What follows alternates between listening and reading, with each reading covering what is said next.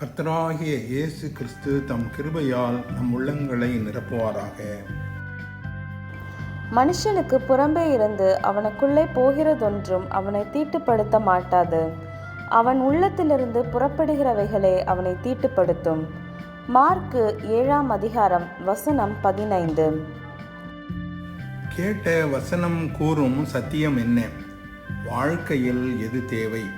சரீரத்திலே சுத்தமாக இந்த உலகத்திலே வாழ்வதா அல்லது உள்ளத்திலே பரிசுத்தமாக வாழ்வதா? எது அவசியமானது, எது முக்கியமானது? இதற்கான பதில் வேறொரு அடிப்படை கேள்விக்கான பதிலில் தான் உள்ளது. நாம் இந்த உலகத்துக்கு உரிய மக்களாக வாழ்கிறோமா அல்லது உன்னதமான தேவனுக்குரிய மக்களாக வாழ்கிறோமா?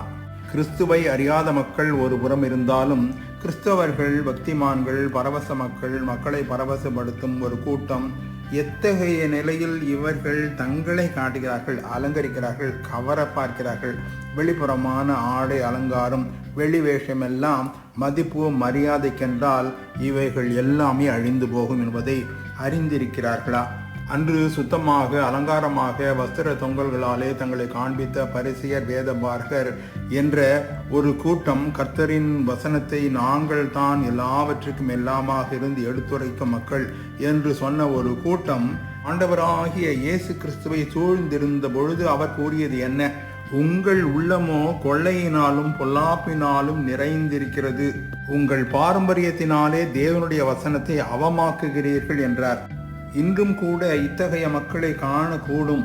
வெளிப்புறமான உடைகள், சபையின் பாரம்பரியம், அதன் கோட்பாடுகள், ஒழுங்குமுறைகள் என கூறி தேவ வசனத்தை அவமாக்கும் ஒரு பெரிய கூட்டம் இருக்கிறது என்றால் அதுதான் உண்மை. அன்று ஆண்டவராகிய இயேசுவையே தன் வீட்டுக்கு அழைத்த அந்த மனிதனிடம் தான் கூறினார், அவர்களோடு இருந்த மக்களிடம் தான் கூறினார். இன்றும் கூட இத்தகைய போர்வையாலை மூடிக்கொண்டிருக்கும் மக்களிடம் தான் கூறுகிறார்.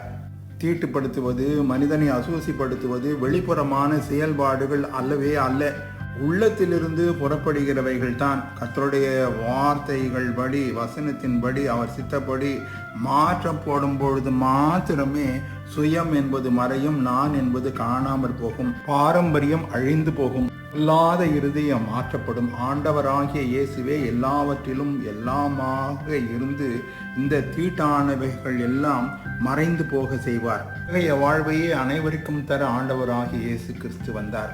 நம் உள்ளத்திலும் வர, நம்மை வழிநடத்த, வாழ வைக்க அவர் ஆசிக்கிறார். நாம் இடம் தர ஆயத்தமா? ஆமேன். God bless you.